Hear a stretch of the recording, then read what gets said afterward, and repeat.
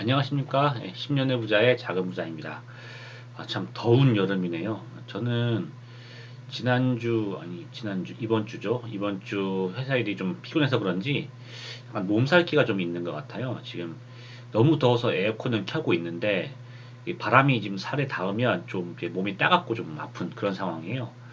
그래서 이제 가급적 이제 PPT 만드는 것도 동영상 준비도 좀 간단히 하고 싶었는데 그런데 이제 준비하려고 신문 기사들을 일주일간의 신문 기사들을 정리하고 내용을 살펴보니 이 간단히 끝날 수 있는 문제가 아니더라고요. 아주 뭐 신문 기사들이 난리가 났더라고요. 그래서 뭐 하루 떨어진 거 가지고 이제 뭐 침체가 오네, 삼위 법칙이 없더네, 뭐네 하면서 너무 말이 많아가지고 좀 잘 정리해서 구독자분들께 힘이 되는 얘기 좀 해주고 싶어서 내용을 잘 정리해봤습니다. 그러니까 이제 잘 봐주시고요. 보시고 이제 맞는 힘이 되었으면 하는 바람입니다.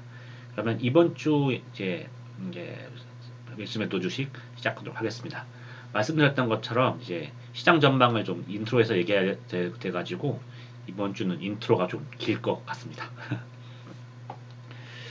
예, 자 이제 보면 이제 미국이 이제 저번 주까지도 떨어졌는데 원래는 저희가 345일 정도 이뤄졌던 긴 상승을 끝내면서 너무 길다 보니까 뭐 이제 한번 하루 떨어지면 다음날 오르는 거 아니야? 이런 생각까지 가는 그런 상황이었었는데 어느덧 뭐 한번 떨어졌어요. 18일 날 2.8%. 뭐 하루 떨어질 수 있지. 바로 반등하겠지 뭐 했는데 그 주에 반등 못하고 다음 주에도 상승한 척하다가 또 하락을 한 거예요. 25일 날 3.7% 떨어졌죠. 2주 떨어졌으면 많이 떨어졌지. 무슨 뭐 미국은 당연히 반등하겠지 했는데 이번 주에 월화수 정도는 그래도 어느 정도 버텨줬는데 이제 8월 2일 한국 시간입니다. 8월 2일, 3일 연속 더블 펀치 2.3%, 2.4% 맞으면서 4.7%를 떨어지면서 3주 연속째 박살이 나는 그런 이제 시기가 되었습니다. 그러면서 드디어 이제 나스닥 기준으로는 10% 하락을 해가지고 10% 벽을 넘어섰고 S&P 지수도 이제 4월에 5.5% 하락이 최고 하락했는데 그걸 깨고 5.7% 하락이 진행 중인 그런 상황입니다. 재밌는 게 이제까지 항상 이제 FOMC에서 파월이 나와주면은 파월이 이제 사람들을 달래주고 투자자들 달래줘가지고 항상 그때 정리가 돼가지고 이제 올라줬었거든요. 이날도 올라줬었고 이날도 여기서 2.9% 올라줬죠. 올라주고 그 톱니 같은 사람들도 이제 8월 2일 이후로 한 일주일 동안에 엄청 오를 거야 이런 얘기도 나왔었지 않습니까? 그런데 이 오른 다음 날 바로 2일 연속 원투 스트레이트 그냥 맞고 그냥 뻗어버리고 빅스 지수도 이제 공포지수 23으로 2년 내 작년 3월 내 최고점을 찍은 그런 상황이 갑자기 돼버렸습니다. 갑자기 이틀 만에 이렇게 상황이 급변해버렸어요. 뭐 8월 1일 날 올릴 땐 좋았죠. 그런데 갑자기 이틀 연속 떨어지면서 공포지수가 2년 내 급등한 패닉 상태. 갑자기 돼버렸습니다. 이렇게 패닉이 또 금요일 날 끝나버리니까 마지막 날 끝나버리니까 뭐 주말 동안에 뭐 기사가 뭐 장난 아니네요. 기사가 안 좋은 기사가 엄청 많네요. 저 하나씩 읽어봤는데 뭐 너무 늦었다. 뭐 이제 그때 8월 2일에 내렸어야 하는 건데 왜 안 내렸냐. 너무 늦었기 때문에 뭐 다음부터는 50pp씩 내려야 된다. 침체 시작된 거 아니냐. 또 3위 법칙 이거 이 3위라는 사람 완전 인기 스타 됐을 것 같습니다. 별로 중요했던 법칙도 아니고 잘 몰랐던 법칙인데 갑자기 이게 엄청 뜨면서 난리법석되고 이 사람도 막 폭스팀 나오고 막 했다고 하더라고요. 그렇게 지금 이제 정신없는 그런 한 주말이 되었고요. 또 한국은 또 이제 직격탄을 맞았죠. 그러니까 저 또한 하락이 끝난 줄 알고 월화수 야금야금 오르다가 금요일 날 이렇게 원투 스트레이트 맞으면서 둘이 떨어진 다음 날 이게 금요일 날 완전 박살이 났어요. 저는 아침에 좀 떨어지는 거 보고 이제 이미 많이 떨어졌기 때문에 물론 미국이 떨어졌다고 하지만 이제 오전이나 중간 떨어지다가 오후 되면은 횡보하거나 아니면 좀 더 올라서 끝날 거라 생각을 했거든요. 기술적으로. 그런데 이제 오전에 떨어지고 계속 떨어지는 거예요. 그래서 뭔가 하고 봤더니 이제 일본이 박살나고 있더라고요. 그래서 이제 일본 그렇지 이제 15년 만에 이제 금리 최고점을 올렸지. 일본도 흔들릴만 하네 라는 생각이 들면서 막 올라줘야 되는데 옆에서 막 죽어가니까 막 난리 나니까 이때 반등하지 못하고 코스피는 3.6% 떡락하고 코스닥도 4.5% 떡락하면서 이제 이번 한 주를 마감하게 되었습니다. 저는 그래서 단기적으로 많이 떨어지니까 이제 이거 이상으로는 떨어지기 어렵다 생각했는데 뭐 반등도 없이 그냥 땅 파고 그냥 지하실에 내려가는 그런 상황이 됐네요. 그런데 이제 생각을 해보면 그래서 이제 이렇게 떨어졌어. 그런데 기사들 보면서 생각을 해보면 과연 이게 맞는 건가 싶은 얘기들이 있거든요. 하나씩 짚어보면은 이제 8월 3일 하락. 그 전에도 이제 토요일 되기 전에 막 오늘 실업률 발표 나오는데 실업률 결과가 안 좋으면은 이제 하락이 있을 겁니다. 라는 얘기가 나오고 그러고 그리고 또 3일 법칙 이게 엄청 뜨더라고요.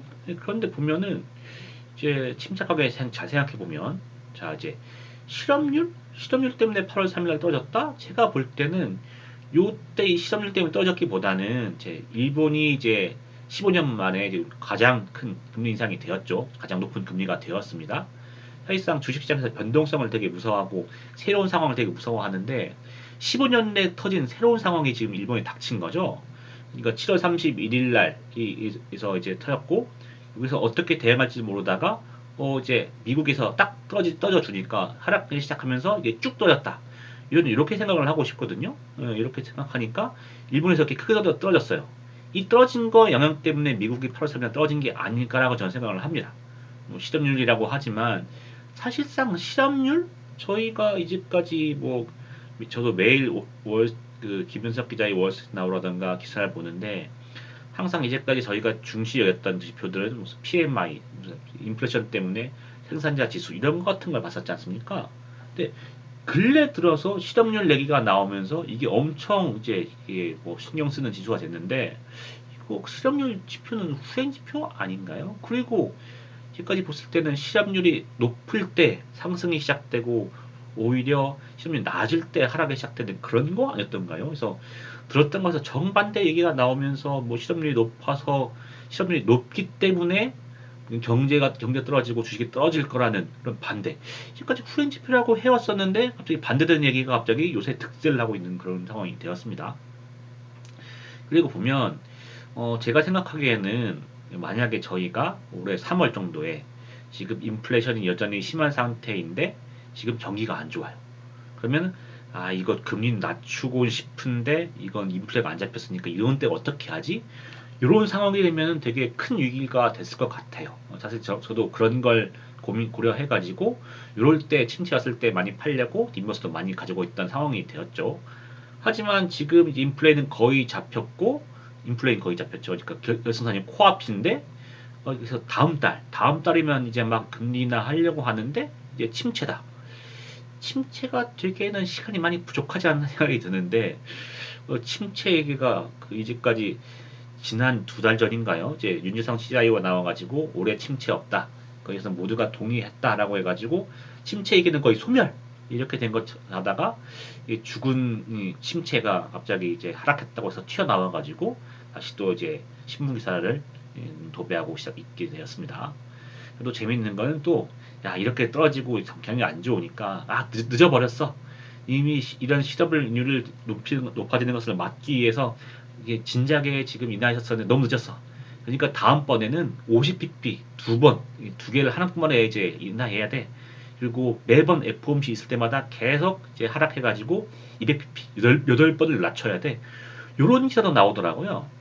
제가 2020년 때 저희가 이제 그 코로나 하락 때문에 제로 금리하고 이제 제로 금리 시대가 끝나고 계속 경기가 좋으니까 금리를 높일 것이다 이게 나왔었는데 어떤 때 전문가였던가요? 얘기하던 게 아직도 기억나는데 2021년이었죠. 21년도에서 경기가 좋다고 하지만 저희 생각에는 2022년에 2번, 2023년에 3번 이렇게 금리를 올릴 것이라 생각합니다.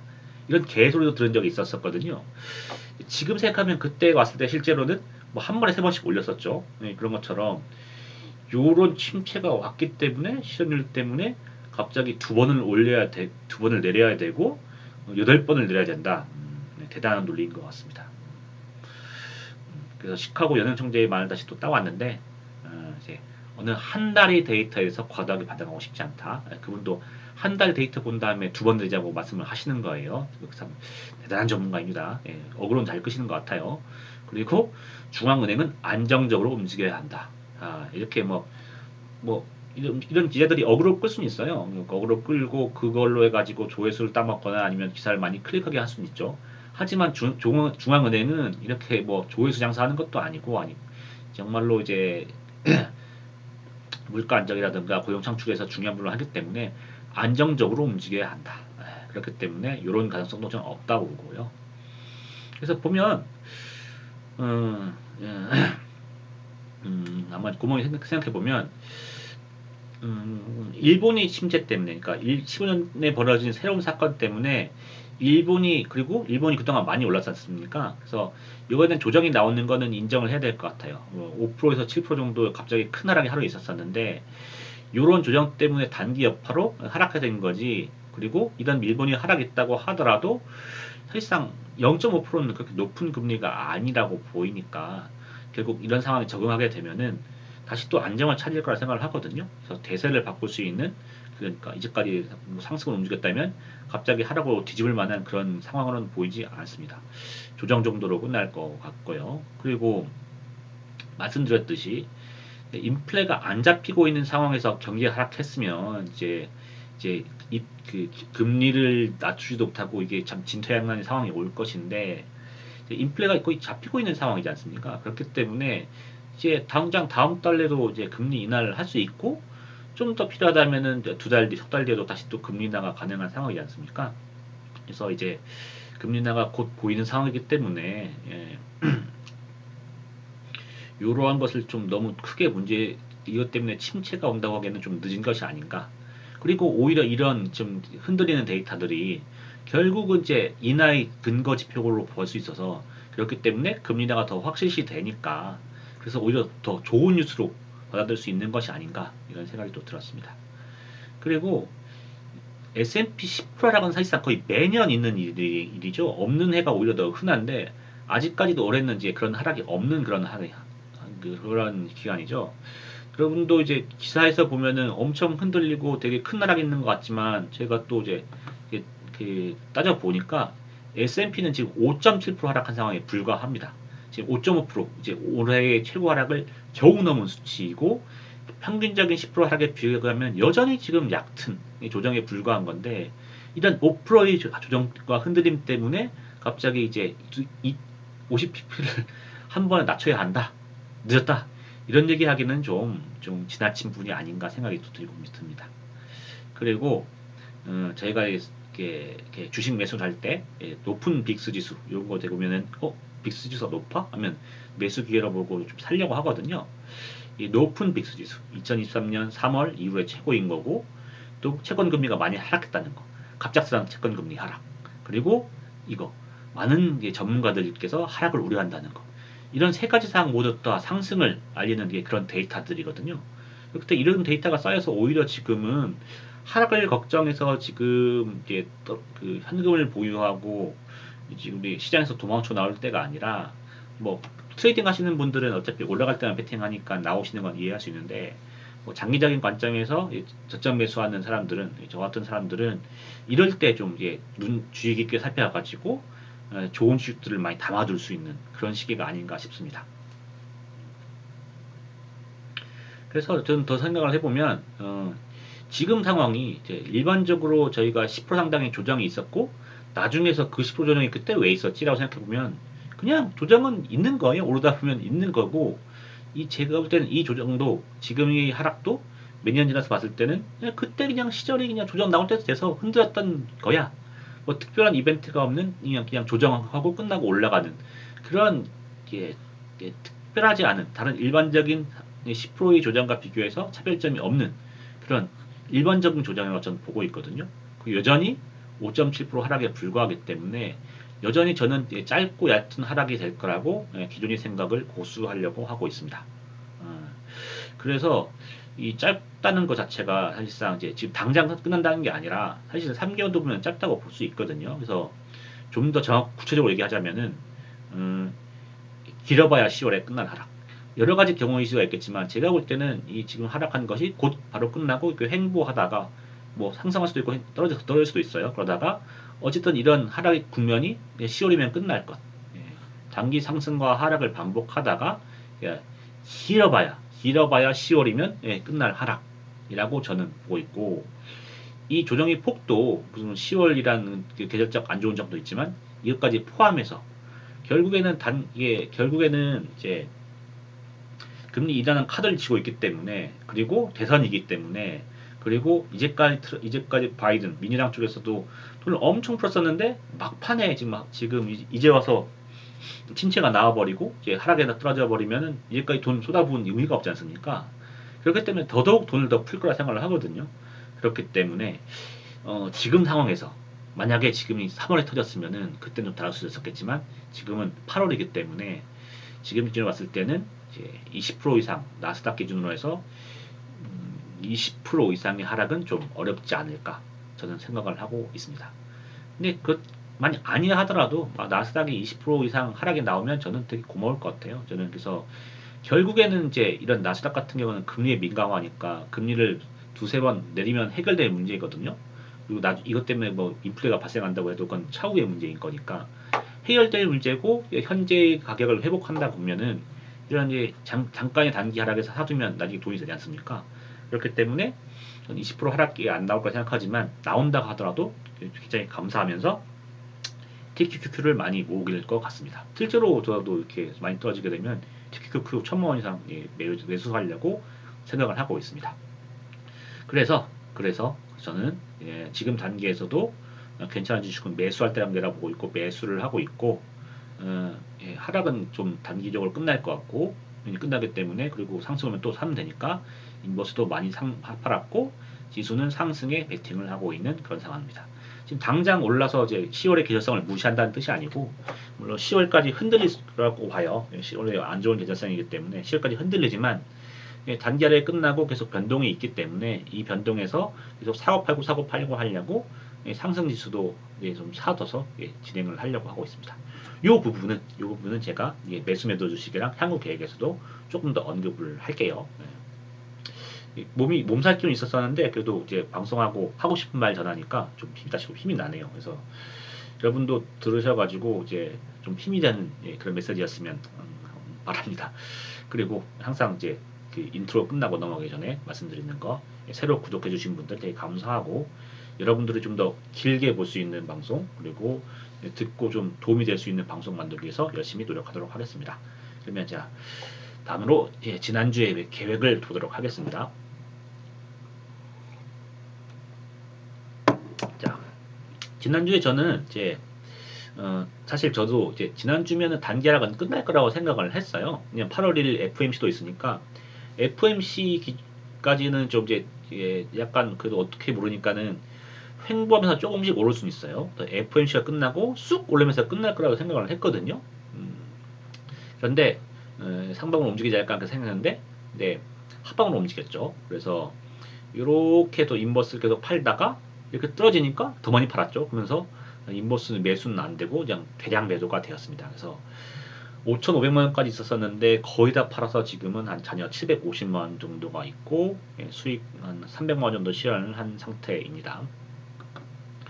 그리고 이제 지난주에 나의 첫 대량 매도를 이제 기뻐하며 잘 파는 경험을 잘 쌓아야 되는데, 제가 게시글 어제 토요일이죠. 그러니까 오늘이네요. 오늘 남긴 게시글에도 있었었는데 저는 사실상 FOMC 끝나고 이제 하락이 끝났다고 생각을 했어요. 그래서 그날 딱 높이 오르는 걸 보고 이제는 이제 하락 끝났으니까 쭉 오르겠구나. 단기적으로 오르겠구나. 그러면 굳이 인버스를 제가 가지고 이어서 다시 사기 말고는 팔고 올라갈까? 다 팔아버릴까? 생각을 하다가 이게 정말 트레이딩하는 멋있는 거 아니야? 라고 생각했었는데 그래도 이제 다 팔진 말고 이제 핵심 물량은 좀 남겨두자 생각했는데 잘한 것 같습니다. 만약 팔았으면은 지금 한 목요일 금요일 계속 수만 빨았을 텐데 그냥 몇 프로 정도 이렇게 항상 그 감이라는 건 틀릴 수 있기 때문에 이제 팔아도 이제 만일의 경우에 대비해서 기존 계획에 맞춰가지고 어느 정도 물량을 이제 가지고 가야 된다는 거 좀 배우게 된 것 같습니다. 그리고 이제 시장이 흔들리면서도 이번에는 채권이 가격이 많이 올랐죠. 예, 더 큰 패닉에서는 채권도 떨어질 수 있지만 지금은 채권이 많이 오르면서 떨어졌어요. 그렇기 때문에 저는 또 상승할 거라 생각을 하고 있는 거고요. 그래서 채권 금리가 많이 떨어지면서 이제 채권 가격이 급등을 했고, 또 제가 TMF, 그러니까 미국 국채 세배 ETF를 사고 있었었는데, 짝짝이 하고 있었는데, 이틀 내로 엄청 올랐죠. 엄청 올라가지고, 이제 그거 거진 팔았습니다. 팔아가지고 이제 이걸로 좀 수익을 냈고, 그리고 저는 이제 나스닥 지수 10% 정도 떨어졌으면 많이 떨어진 거라 생각을 하고, 10% 하락한 지점에서는 내가 티키큐크를 좀 사야겠다라고 생각을 했었거든요. 근데 금요일날 많이 떨어지면서 나스닥이 10%를 찍었어요. 그래서 티키큐크를 좀 매수했고, 제가 1%당 한 2주에서 3주 정도 살려고 하는데 아직까지는 그래도 높으니까요. 그래서 그리고 큰 욕심은 버려야 되니까요. 그래서 이것도 좀 더 기회가 되면 매수를 계획하고 있습니다. 그래서 요거 추가했다는 거, 그리고 좀 냈다는 거 말씀드리고, 이제 한국의 매수 주식입니다. 자, 그래서 제가 이제 괜찮은 가격 주식이 보이면 이제 매수를 하겠다고 했는데, 자, 이제 코스피가 2770에서 2670으로 하루 사이에 100pp가 떨어졌어요. 그래서 야, 이거 100pp 떨어졌고 약간 크래쉬인데 좀 괜찮은 주식 좀 살만한 거 없을까라고 보는데, 이게 좀 정확한 표현인 것 같은데, 저의 좋은 가격이에요. 예, 굿 프라이스, 좋은 가격인데, great, excellent, best price는 좀 아닌. 삼성전자 8만 원? 좀 좋긴 한데 좀 아쉽기도 하고. 또 하나오션 3만 1천 원? 이거는 좀 2만 5천 정도 되면 좋을 것 같은데 좀 그렇고 해서. 그래서 한국 주식은 좀 잘 흔들리니까 이제, 그리고 10월까지는 계속 변동성이 있을 거니까 계속 흔들리면 좀 더 좋은 기회가 오지 않을까 해서 조금은 더 기다리게 되더라고요. 그래서 뒤에 해외 주식 나올 때는 제가 좀 더 샀지만 한국 주식에서 조금 더 기다리면서 좀 매수는 좀 덜 하게 되었습니다. 그래서 어찌됐든 그래서 굿 프라이스긴 하니까, 베스트 프라이스는 아니더라도 굿 프라이스니까 조금씩은 그래도 이거서 올라갈 수 있으니까 그때 조금이라도 차익 실현 해보려고 조금 샀어요. 그래서 지상승 ETF에 한 60만 원 정도 베팅을 한 상태이고, 인버스를 좀 많이 그래서 거의 다 팔아가지고 지금 750만 원만 가지고 있죠. 이런 상태에서 기회는 계속 엿보고 있습니다. 제가 보고 있는 기회는 이제 한국 지수, 코스피 지수, 코스피 200, 탑 10, 탑 30, 탑 30, 이거 지금 지수를 좀 보고 있고, 또 삼성전자 열심히 좋게 보고 있고요. 그래서 화장품 좀 좋게 보고 있고, 중공업주, 그리고 K팝, K 엔트주들 좀 좋게 보고 있는데, 보면서 계속 좀 조금씩 괜찮은 가격이 오면은 매수를 하려고 하고 있습니다. 그리고 요 지수들도 이제 보면 변동성을 노리는 거죠. 그래서 이제 뭐 10월까지 계속 하락이 있을 수 있지만 어찌됐든 계속 쭉 떨어지는 게 아니고 요리조리 흔들릴 거기 때문에 그때마다 조금씩 사고 팔고 하고 해서 좀 수익을 내보려고 이제 조금씩 지수 ETF 사고 있습니다. 그리고 말씀드렸듯이 아까 인트로에서 길게 얘기했듯이, 저는 짧고 얕은 하락으로 결국 갈 거라고 보기 때문에 제가 코스닥은 1270, 코스닥 선물 150 지수입니다. 150 지수 1270, 코스피는 2600 정도가 저점이 아닐까 생각을 하는데, 그 생각은 그냥 기존에 유지하면서 코스피는 2600 최저점을 해가지고 다 팔 수 있도록 지금 생각하고 있고요.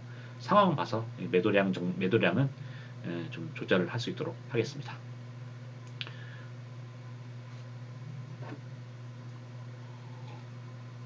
이건 곁다리로 제가 좀 보완한 거. 인버스 저번까지는 이제 저점 근처에서는 이제 지수 상승한 날로 매도를 지속하겠다고 했지 않습니까? 더해서 이번 주에 느낀 거는 큰 계획에 따른 핵심 물량은 남겨놔야 된다. 갑자기 목요일 날 큰 감이 왔어요. 피딩이 딱 오면서 이 FOMC 때문에 미국이 확 오르니까 이건 저점 끝이야. 이제 오를 거야.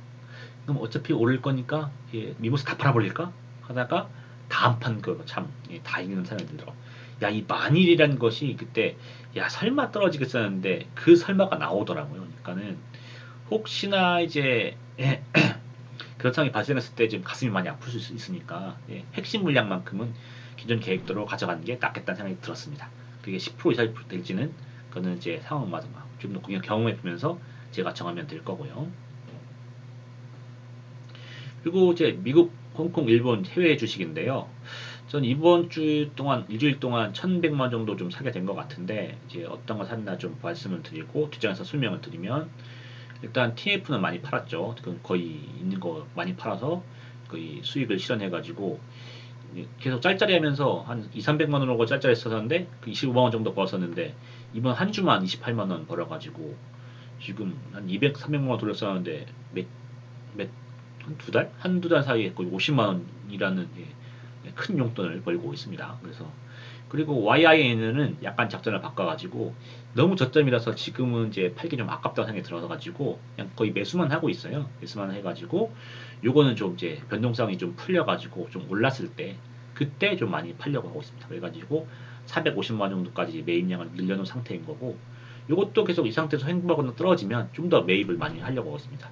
한 1%당 한 20만 원씩 더 매도를 하고 있고 스타벅스 이것도 되게 좋게 보거든요. 그래서 이제 조금씩 사려고 하는데 이상하게 지금 하락장임에도 불구하고 잘 안 떨어져요. 그래서 이번에도 아예 올라버렸죠. 그래서 요거는 조금 계속 기회를 계속 놓치고 있는데 어쨌든 다시 또 기회가 오면은 좀 사려고 하고 있고 K웹은 이제 이게 거의 중국의 QQQ라고 보시면 되는데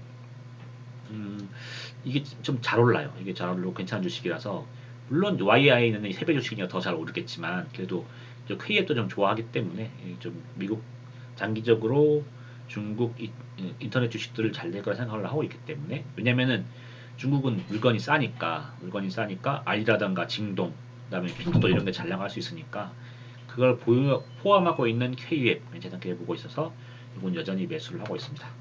그리고 마이크로소프트, 옥시 이건데 이거는 뒷장에서 말씀을 좀 드릴게요. 그리고 판 거는 장기채가 많이 올라가지고 미국 상장 장기채 그리고 일본 상장 미국 장기채 이거 다 100만 정도씩 다 팔아버렸고요. 그리고 S아크는 이제 그냥 바로 팔아버렸는데 판 다음에 10% 오르더라고요. 예, 일단 한 주니까 뭐 상관없는데 또 하나 놀라운 거는 도대체 캐시는 어떤 주식을 사길래 한 2, 3% 떨어지는 하락장에서 10% 떨어지는 그런 주식들을 다 보유하고 있는지 참 주식하지만 서로 이 생각이 참 많이 다른 것 같습니다. 뒷장에서 제가 매수한 이유를 좀 말씀을 드리면 이제 일본 상사 주식은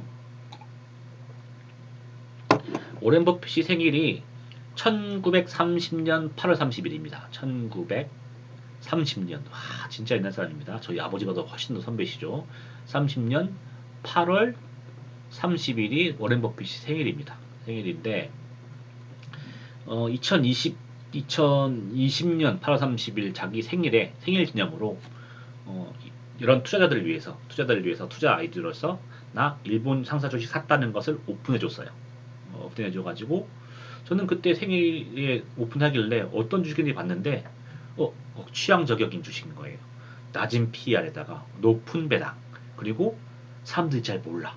사람들이 잘 모르 인기주와 관계없지만 돈을 따박따박 벌 수 있고 앞으로 인플레가 되게 문제될 것 같은데 그거에 대해서 되게 잘 나갈 수 있는 그런 주식이에요. 물론 그때 유튜브 봤을 때는 그때 유튜브에서는 2020년에서는 일본으로 치면은 일본 3년 내로 망한다. 그래서 뭐 짐도저스 얘기 아저씨 맨날 나오고 일본이 안 되는 이유, 일본이 뭐 망하는 이유, 일본 몰락, 침몰 이런 거 엄청 많이 나왔던 그런 때거든요. 그래서 일본 주식 산다? 그거는 참 그때 어떤 대학 교수인가 그래서 칼럼을 써가지고 쓰레기 같은 주식을 하면 결과는 쓰레기다. 이런 오렌 버핏을 저격하는 그런 글도 썼던 그런 시기였습니다. 저는 근데 좋아 보여가지고 저는 그때 이제 따라서 이제 9월 10일 때 저도 매수를 해줬거든요. 오렌 버핏보다 좀 더 비싸게 샀는데 제가 비싸게 샀지만 그때 산 주식이 현재 다 200%, 300% 정도 다 수익을 낸 상태입니다. 3배까지 다 올랐죠. 그리고 저는 이제 사면서 10월 말에 올라버리더라고요. 그래서 오르면서 저는 좀 더 사고 싶었는데 그 후로 지금까지 4년 동안 거의 조정이 없었어요. 계속 올랐습니다. 그래서 올해 초에도 한번 기회가 있어서 살까 말까 하다가 이거 지금 조정이 오면 곧 5월이면 조정 올 텐데 그때 사지 뭐 했는데 이게 다 올라버렸어요. 올라가지고 이제는 이제 일본 주식도 이제 인기를 끌어가지고 사람도 많이 사다 보니까 살 수 없는 그런 경지까지 올라가 버린 상태에서 갑자기 금요일날 크래시가 발생하면서 지수가 5% 빠지고 상사 주식도 다 7%씩 다 빠지는 거예요. 그래서 이렇게 올라간 상태에서 10% 빠져봤자 결국 고점이긴 그렇지만 음, 다시 또 살려고 이제 PR을 봤더니 여전히 PR이 8에서 11 사이, 11 사이. 물론 저가 샀을 때는 그때 배당이 5% 넘었었지만 그래도 여전히 괜찮은 가격이고 여전히 배당은 3% 이상 주고 이렇게 조금씩 사서 그냥 8% 10% 하락할 때마다 추매한다고 하면은 큰 손해는 안 보일 것 같다는 생각이 들어서 그래도 이런 크래시 때가 기회가 아닌가 생각해서 사고 싶었던 주식이니까 이렇게 스미토모 상사랑 미쓰비시 상사는 100주씩 샀고요. 100 샀고 조금 더 떨어지게 되면은 나머지 주식도 5대 상사 주식도 조금씩 매입을 하려고 계획하는데 워낙 굿즈가 크다 보니까 이제 저는 이제 나머지 잔여 투자 가능한 금액이 한 6천, 7천 정도 될 것 같은데 살 때마다 300원씩 사야 되는 거니까 좀 이제 걱정은 좀 돼요. 어찌됐든 좀 좋은 주식으로 보고 있고 계속 잘 나갈 거라고 보고 있기 때문에 샀고 또 기회가 되면 좀 더 다른 오대상사 주식도 추가 매수를 하려고 하고 있습니다. 그리고 오시덴탈 페트롤리움 요거 되게 사고 싶었던 주식인데 이게 에너지 주식들이 침체가 나오면 많이 떨어지거든요.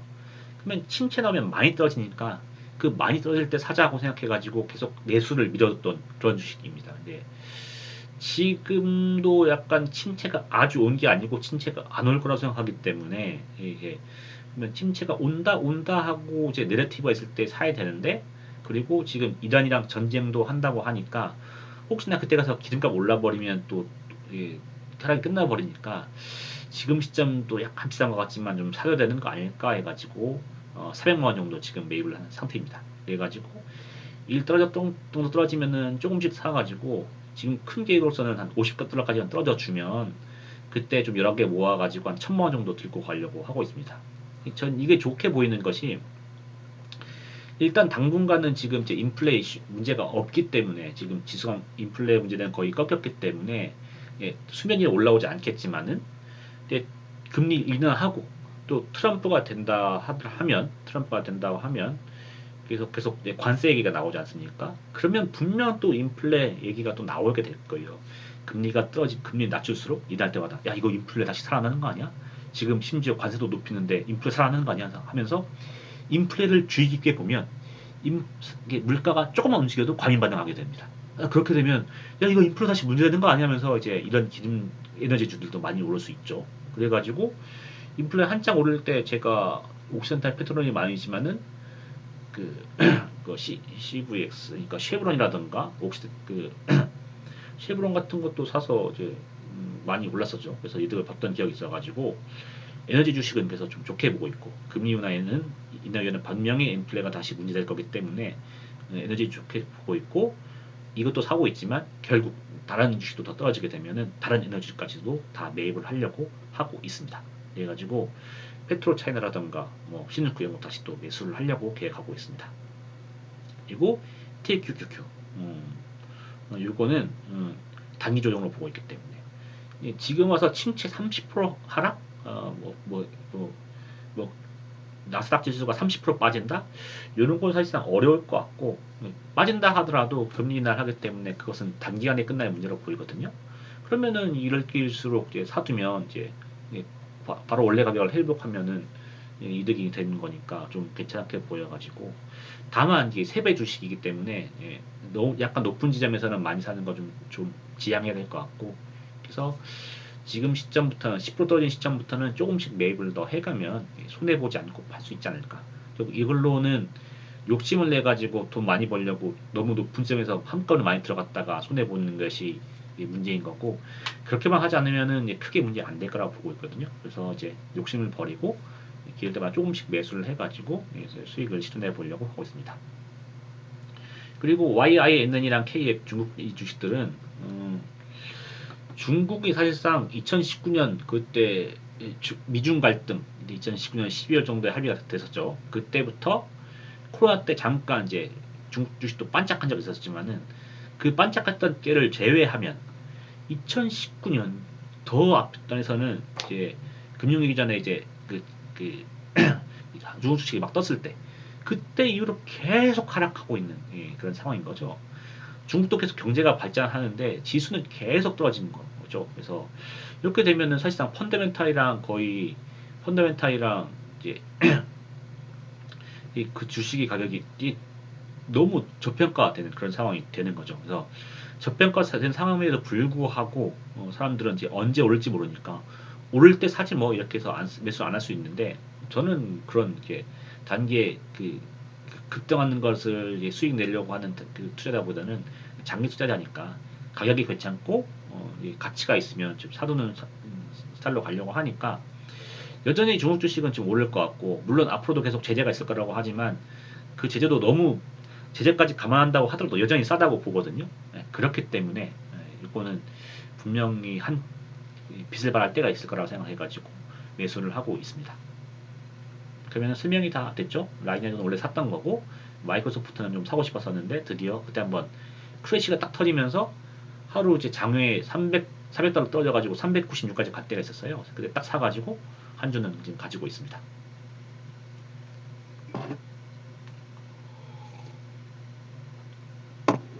네, 그리고 수익 공개입니다. 제가 일본 주식을 많이 가지고 있기 때문에 이게 일본 주식의 하락에 피해를 많이 받았죠. 그래서 미국도 많이 떨어지면서 미국 하락의 피해를 봐가지고 특히 일본 주식을 많이 가지고 있는 대신증권에서 많이 하락이 나왔고 인버스가 있다고 하지만 이제 월화수가 올라버렸기 때문에 이제 인버스 때문에 크게 이득은 보지 못한 상황이에요. 물론 지난주까지는 많이 이득을 봤지만 그래서 이 정도의 수익으로는 하락을 견뎌내지 못하고 400만 원 정도 이번 주 하락이 나왔습니다. 그래가지고 올해 최고 수익 대비는 1,500만 원 정도 지금 떨어진 상황인데 뭐 주식은 원래 흔들리는 거니까 그리고 흔들릴 줄도 알았으니까 그냥 가고 있습니다. 그리고 저번 주까지 이제 인버스가 거의 2천만 원 넘, 2,700만 원 있었는데 2천만 원 팔았지만은 제가 또 1,100만 원 정도 샀기 때문에 신용대출은 한 1,200만 원 정도 이제 감소한 상태고요. 어쨌든 이제 신용대출은 그래도 거의 9,500만 원까지 갔었다가 이제 많이 줄인 그런 상황이 되었습니다. 마지막으로 향후 계획 및 전망입니다. 이걸 제가 향후 계획 및 전망을 한 줄로 좀 정리하자면 아까 인트로 때 시장 전망 때 말씀드렸던 내용대로 길다고 길어봐야 10월이면 끝날 하락이고 나스닥 기준으로 해가지고 20% 이상의 큰 하락은 나오지 않을 시장으로 보고 있습니다. 그리고 뭐 어떻게 될지는 제가 알 수는 없죠. 그러니까는 지금은 하락하고 있는 상태에서 바로 오늘날 이제 하락이 끝나고 이렇게 좀 더 올랐다가 쭉 올라다가 9월 되면서 계절성이 안 좋아지니까 다시 이렇게 쭉 떨어지다가 10월 끝으로 다시 올라갈지 아니면 여기서 더 떨어지다가 뭐 아예 이거 더 안 떨어지던 더 떨어지다가 10월 끝나고 9월도 이렇게 횡보하다가 10월 끝나서야 이렇게 올라갈지 아니면 지금 상태에서 쭉 오르다가 아니면 10월 돼서 다시 떨어졌는데도 불구하고 지금 저점보다 높은 저점에서 다시 또 올라갈지 뭐 어떤 거는 이제 알 수가 없어요. 네, 그거는 이제 대응 영역이라고 보고 있고요. 그래서 어느 경우든 이제 떨어지면 좀 이 상태에서는 더 이때는 더 그 향후 올라갈 걸 대비해 가지고 ETF 상승에 관련된 ETF를 쭉 사 매입하면 되는 거고 이렇게 하다가 이렇게 올라 버리면 이제까지 샀던 거를 좀 팔면 되는 거고 해가지고 떨어지면 주식이랑 상승 ETF 이렇게 코덱스 200 같은 거죠. 이걸 사고 인버스는 팔고 그리고 오르면 인버스 다시 매수하고 그래서 떨어질 걸 다시 준비하고 이제까지 샀던 상승 지수 ETF는 매도하고 이렇게 해서 이렇게 흔들리는 변동성에 대해서 준비하면서 대응하는 그런 시간을 10월까지 가지려고 하고 있습니다. 그래서 어떤 경우에는 알 수가 없으니 언제 떨어지고 언제 오르고 할지는 정확히 알 수 없으니 신도 알 수 없죠. 알 수 없으니 각 상황에 대해서 대응을 준비하고 하는데 더 떨릴 수도 있는데 여기서 다 사버리면 살 수 있는 게 없지 않습니까? 그렇기 때문에 내가 가지고 있는 매수량, 매도량, 가지고 있는 잔량을 잘 생각해가지고 그날그날 신경 쓰면서 잘 사고 파는 것이 중요할 것 같아요. 그렇게 하려고 하고 있고 그리고 이제 어느 정도 지수가 이제 떨어져 주면서 지금 TQQ까지 매수가 된 상황이고 아직 그래도 코스피는 2670선이니까 제가 두 배 상품을 안 샀거든요. 세율도 안 샀는데 만약 2600 깨진다 그러면 두 배도 살 것 같아요. 살 것 같고 그리고 막 2500 깨져버렸다. 세율도 사겠죠. 이렇게 해가지고 좀 상승에 베팅하는 상품의 다양성을 고려하고 좀 더 공격적으로 더 떨어지게 되면 본격적으로 베팅을 하려고 하고 있습니다. 그리고 항상 얘기하는 거지만 또 중요한 부분이죠. 예. 어느 경우가 발생하든 예, 그 평정심 유지하는 게 되게 중요한 것 같아요. 그리고 큰 욕심 부리다가 오히려 손해나는 경우가 많기 때문에 이제 너무 욕심 부리지 않고 차분하게 이게 진행되는 것이 중요한 거라고 생각합니다. 이번 주에 이제 전달드린 정보가 여러분들께 좀 많은 힘이 되었으면 하네요. 그러니까 뭐 여러 가지 기사들로 이제 주의가 소란스럽지만 어그로를 끌기 위한 그런 기사들이 많은 거고 그런 거 관계없이 주식은 조금씩 계속 회복하니까 그리고 먼저 회복하지 않다고 하더라도 떨어진 상황에서도 돈은 벌 수 있으니까 이렇게 흔들리는 병성노선을 잘 기회 삼아서 많은 돈을 버는 그런 한 주가 되시길 바라겠습니다. 그럼 저는 또 다음 주에 인사드리도록 하겠습니다. 시청해 주셔서 감사합니다. 감사합니다.